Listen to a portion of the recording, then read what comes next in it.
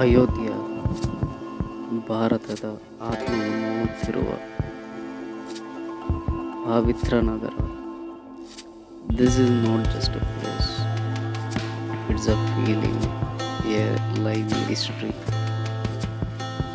ಇಲ್ಲಿ ನಿಂತಿರುವುದು Shriram Mandir, a symbol of faith, sacrifice and century believes. ವರ್ಷಗಳ ಕಾಲ ಕಾಯುವಿಕೆ, ಭಕ್ತಿ ಮತ್ತು ತ್ಯಾಗ. Finally the dream of millions came true. ಈ ಮಂದಿರದ ಶಿಲ್ಪಕಲೆ truly extraordinary.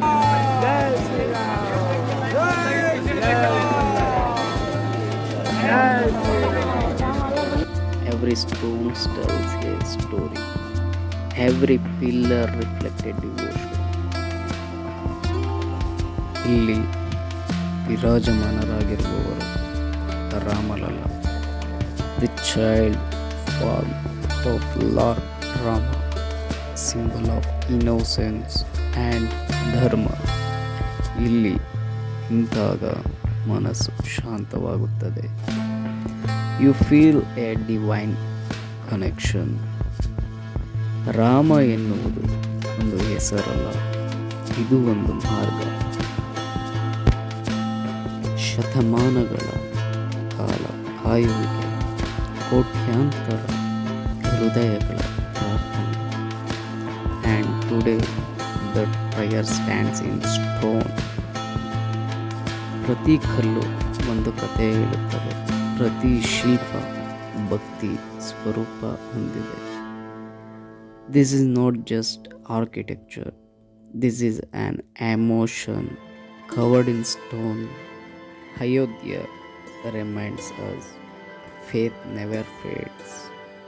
It waits and one day it rises. Rama ಎನ್ನುವುದು ದೇವರು ಮಾತ್ರ.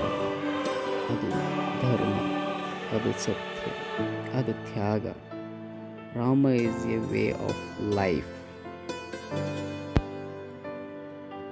ಈ ನೆಲದಲ್ಲಿ ರಾಮಾಯಣ ಜೀವಂತವಾಗಿದೆ. From saints to common people, everyone comes with one name on their lips, Rama. ವಿರಾಜಮಾನರಾಗಿರುವವರು Ram Lalla. In his gentle smile, you see innocence.